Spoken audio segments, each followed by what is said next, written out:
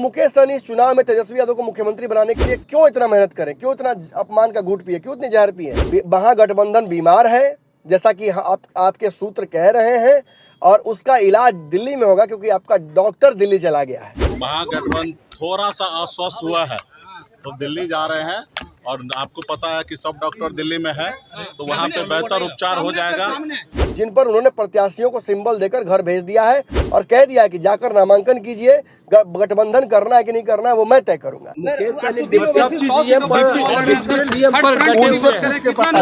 ओरमा group, जो सोचता है वो करता है, आपके अपने सपनों का आशियाना। नमस्कार, मैं दीपक, देख रहे हैं आप भारत लाइव। देखिए, एनडीए ने अपनी सीट बंटवारे की जो है वो फाइनल लिस्ट जारी कर दी है, लेकिन एक तरफ महागठबंधन में लगातार जो है वो पेच फंसते दिख रही है। आज मुकेश सहनी ने भी पत्रकारों से बातचीत करने के दौरान क्या कुछ कहा है, इन्हीं तमाम मुद्दों पर बातचीत करने के लिए हमारे संपादक डॉक्टर नमन मिश्रा सर दिल्ली से जुड़े। बहुत स्वागत है सर आपका। Thank you so much. देखिए, अगर प्रथम दृष्टया मैं बात करूं तो मुकेश सहनी का दिल्ली आना, उनके पीछे राजेश राम का दिल्ली आना, ये कल ही मैंने पंचनामा में अपने प्रेडिक्ट कर दिया था।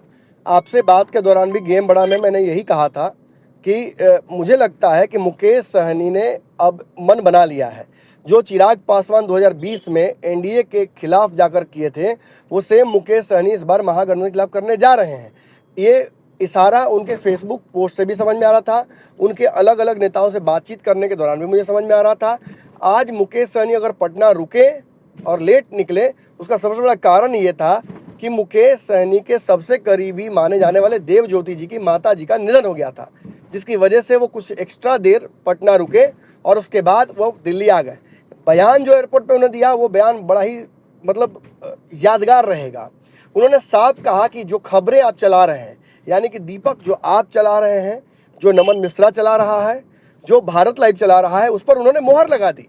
हम पिछले 3 दिन से लगातार ये बात कह रहे हैं, 4 दिन से, कि मुकेश सहनी ने वैकल्पिक रास्ते निकाल लिए हैं। मुकेश सहनी अब बैठकर तेजस्वी यादव के भाषण को सुनने वाले नहीं हैं। वो कांग्रेस नहीं है कि उन पर दबाव डालकर सीटें पहले ही बांटने लगी कि राजद, और वो उस दबाव में पड़ जाएंगे और फिर कहीं ना कहीं 12-13 सीटों पर मान जाएंगे। मैंने कहा था 12 से 18 सीटों का जो नैरेटिव है उस पर मुकेश सहनी नहीं मानेंगे, और वो इतने बागी हो जाएंगे, नाराज हो जाएंगे कि वो अपने प्रत्याशी उतारने लगेंगे।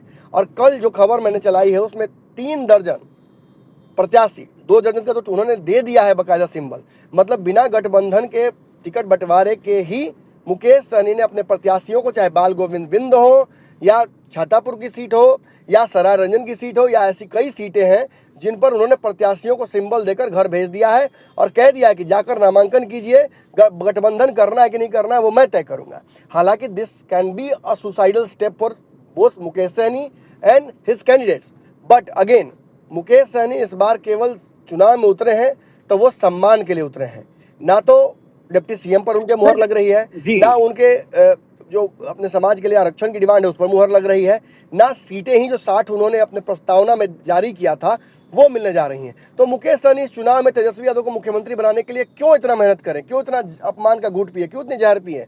उन्होंने साफ एयरपोर्ट पर यह कह दिया कि वो नहीं चाहते हैं कि अब आगे इस तरह की परिस्थितियां आहापोह की बनी रहे। महागठबंधन बीमार है, जैसा कि आपके सूत्र कह रहे हैं, और उसका इलाज दिल्ली में होगा क्योंकि आपका डॉक्टर दिल्ली चला गया है। आपका भी डॉक्टर दिल्ली में ही है दीपक जी। जी, लेकिन सर एक और बात जो सामने निकल कर आ रही है, मुकेश सहनी को लेकर लगातार चर्चाएं हो रही थी, लेकिन सर अब जो ये सामने निकल कर आ रही है कि अब तो एनडीए ने सीट शेयरिंग को लेकर फाइनल कर दिया लिस्ट, तो अब तो मुकेश सहनी के लिए दरवाजे भी बंद हो गए सर। बहुत अच्छा सवाल है आपका, बहुत शानदार सवाल है। देखिए, सीटें बट गई हैं 5 दलों में, अंतिम प्रत्याशियों का निर्णय नहीं हुआ है। मुकेश सहनी को एडजस्ट करने के लिए अभी भी जदयू भाजपा अपने कोटे से सीटें छोड़ सकती है, कोई बड़ी बात नहीं है इसमें। पहले भी ऐसा हुआ है, सीट एनडीए का बंटवारा हुआ था, उसके बाद मुकेश सहनी 2020 के चुनाव में भी इसमें एंट्री किए थे और 11 सीटें उनको भाजपा ने अपने कोटे से दी थी, याद कीजिएगा। तो ये कोई बड़ी बात नहीं है। मुकेश सहनी की बात लगातार भाजपा से हो रही थी। हाल ही में याद होगा मेरी एक खबर बहुत सुर्खियां बिटोरी थी कि जदयू के नेता के संपर्क में वीआईपी के एक बड़े नेता हैं और वो गठबंधन के लिए लगातार नेगोशिएट कर रहे हैं। उस खबर में आप ही मेरे साथ बैठे हुए भी थे, जिसकी चर्चा खूब हुई थी। तो मुकेश सहनी के लिए रास्ते बंद नहीं हुए हैं। जी, मुकेश सहनी के रास्ते बंद नहीं हुए। लेकिन सर ये जो जी जी जी जी लेकिन सर ये जो अस्वस्थता की बात कर रहे थे मुकेश सहनी की, जाएंगे दिल्ली, उसके बाद जो डॉक्टर है वो वहीं मौजूद है, उसके बाद जी इस तरफ इशारा कर रहे थे मुकेश सहनी। आपके संपादक की तरफ लेकिन जोक्स अपार्ट, ये सच बात है कि महागठबंधन का स्वास्थ्य ठीक नहीं है। कांग्रेस जितनी सीटें तेजस्वी यादव दे रहे हैं उतने में तैयार नहीं है। मुकेश सहनी के लिए सीटें कांग्रेस नहीं छोड़ेगी। और रही बात बाकी दलों की, तो वो भी होना नहीं है। हाँ, इस बात का इशारा जरूर तेजस्वी यादव को पहले ही मिल गया था। लगभग 72 से 84 घंटे पहले मुकेश सहनी और आखिरी बार तेजस्वी यादव की मुलाकात हुई है। आखिरी बात 4 दिन पहले हुई है दोनों की, और रात में जो बात हुई है उसके बाद से मुकेश सहनी वहां से नाराज होकर गए हैं और उन्होंने गठबंधन से अलग होने की बात भी कह दी है। लेकिन तेजस्वी यादव ने अपने करीबी व्यक्ति को, जो मुकेश सहनी के भी करीबी हैं, उन्हें उनके घर भेजकर मामला रफा दफा करने की कोशिश की और कहा कि इस बार भर वीआईपी 18 सीटों पर 17 सीटों पर मान जाए, अगली बार से उनके लिए कोई ना कोई रास्ता निकाला जाएगा। लेकिन मुकेश सहनी ने साफ कह दिया कि बहुत बार इधर से उधर टपली खा चुके हैं, अब एक बार और दूध का जला छाछ फूंक कर पिएगा, वो बेवकूफ़ी नहीं करेगा। Fool me once shame on you, fool me twice shame on me, same कहावत है। मुकेश सहनी इस बार बेवकूफ़ नहीं बनने वाले हैं। उन्होंने ये सब कुछ जोड़ घटाव अपने दिमाग में कर लिया है और दिल्ली आकर अगर एनडीए में उनको जगह मिलती है तो ठीक, नहीं मिलती है तो कोई दिक्कत नहीं है। मुकेश सहनी सारी सीटों पर अपने ही प्रत्याशियों के दम पर लड़ सकते हैं। जन सुराज है, बहुत सारे और भी विकल्प हैं, उसको लेकर भी आगे बढ़ सकते हैं। हाँ, तेजस्वी यादव ने जरूर मुकेश सहनी का विकल्प खोज लिया है। मुझे याद है कि आईपी गुप्ता की जो पार्टी है आईपी, जिसके पास एक बहुत बड़ा जनाधार है, जिसको तेजस्वी यादव इग्नोर करके चल रहे थे। कांग्रेस इस वोट बैंक को समझती है, इसलिए कांग्रेस आईपी गुप्ता को अपने पाले में चाहती थी। जदयू भाजपा भी सेम ही कंडीशन में थी, वो भी आईपी गुप्ता को ऑफर कर रही थी।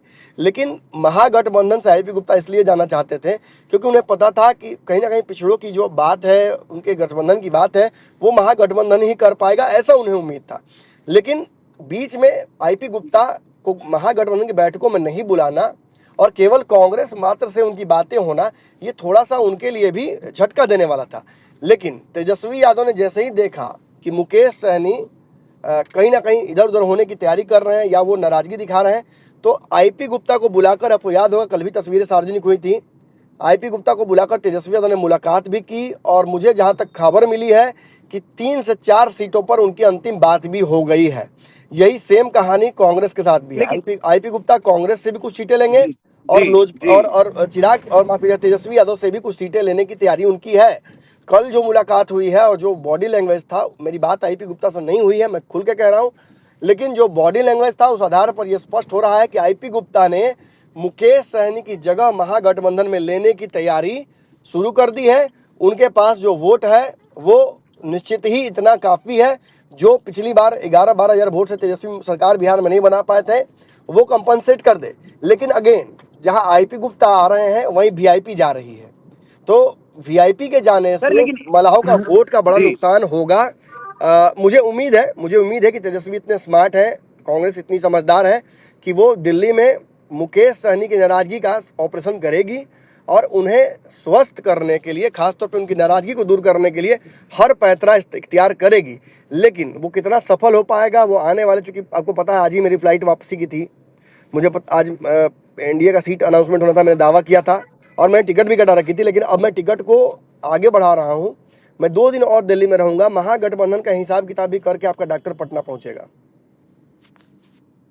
सर लेकिन एक बड़ा सवाल मेरा आपसे होगा, देखिए आप दिल्ली में मौजूद हैं, हम बिहार में मौजूद हैं, सर बिहार से कितनी ज्यादा राजनीतिक तापमान है अभी दिल्ली का? नहीं, हाँ, वैसे तो टेम्परेचर ओवरऑल कम है, लेकिन राजनीतिक तापमान, जैसा कि मैंने आपको पटना में भी कहा था, कि ये सब कुछ जाकर इसका शोडाउन दिल्ली में ही होगा, बंटवारा दिल्ली में ही होगा। क्योंकि लगभग जितने भी दल हैं इस बार, देखिए कांग्रेस चाहती है कि वो भी बड़े भाई की भूमिका में रहे, भाजपा तो बड़े भाई की भूमिका में है ही, ये बात आपको समझ में आ गई होगी। 101 देखकर भाजपा नीतीश को मुख्यमंत्री जरूर बनाएगी, लेकिन वो बड़े भाई की भूमिका में है इस बार। और नीतीश कुमार का इस बंटवारे को स्वीकार कर लेना ही इस बात की स्वीकारोक्ति भी है कि नीतीश आगे चल के भाजपा के साथ सहज रहेंगे, जो बार बार मैं कह रहा हूँ। सेम बात goes on with Mukesh Sahni. Mukesh Sahni Tejashwi को बड़े भाई की भूमिका में देख रहे हैं, उन्हें बड़ा जगह देने के लिए तैयार हैं, लेकिन शर्त के साथ और सशर्त जो गठबंधन होता है ये थोड़ा सा कॉम्प्लिकेटेड होता है।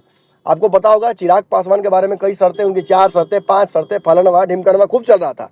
लेकिन आपको याद होगा आपके संपादक ने साफ कहा था कि it's not about the number of seats but the quality of seats that matters for Chirag ji Paswan. And same goes on with ji Mukesh Sahni.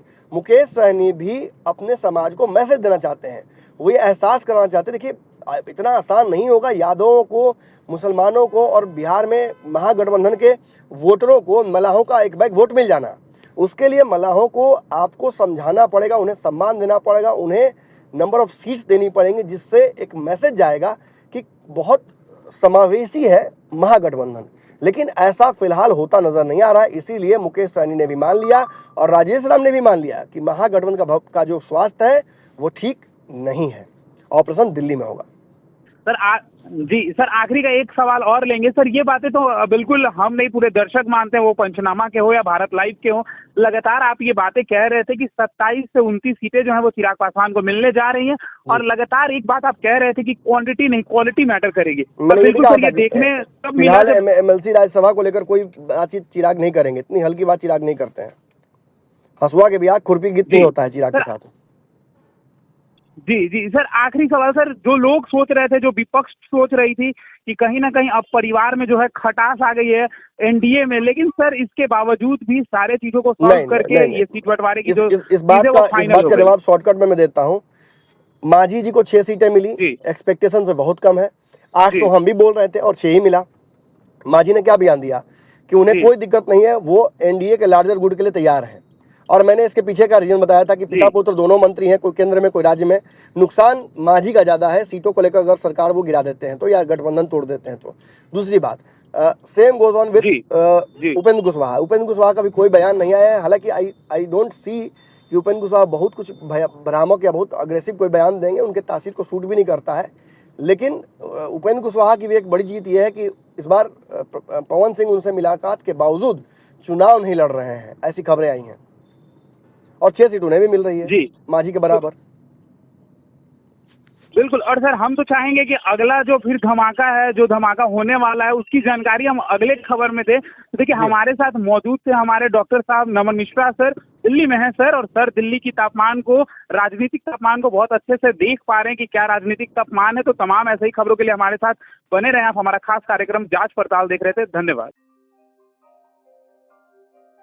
आपके सपनों को हमने सजाया है, ई होम्स पैनोरामा को हमने बनाया है। ई होम्स मेरा एक सपना था जिस पे मैं पिछले 4 साल से काम कर रहा था।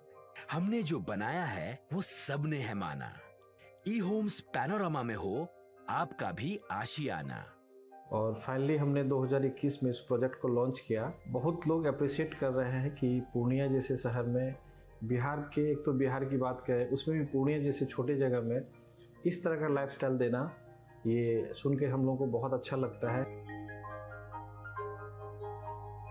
ई होम्स में हमने कुछ और भी किया है, जैसे हम जिस जगह में रह रहे हैं हमारे फैमिली सिक्योर हो, उनको सिक्योरिटी का ध्यान में रखा है। आपकी सुविधा और सुरक्षा आपके लिए खास है, ये आपका विश्वास है। इसमें आर्टिफिशियल इंटेलिजेंस का 7 लेयर सिक्योरिटी का हमने इस्तेमाल किया है। लस ग्रीन कैंपस को बनाया है। यदि हमारा बाउंड्री वाल है तो वो वर्टिकल गार्डन है।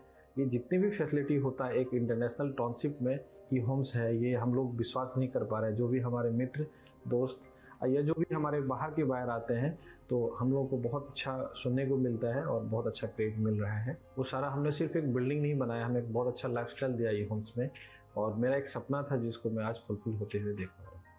ये आपका आवास है।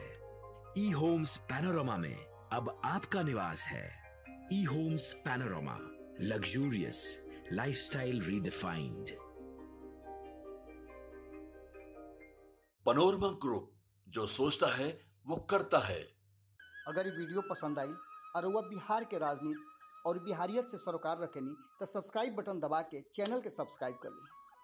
ओजे एगो घंटी बा, ओकरा बटन दबा देला से कुल सटीक और मारक खबर रुआ मुफ्त में मिल जाई। अगर रुआ पत्रकारिता के हमनी के नया प्रयोग में सहयोग कर चाहतानी तो ज्वाइन बटन दबा दी। पेटीएम नंबर नोट कर ली 9386816700।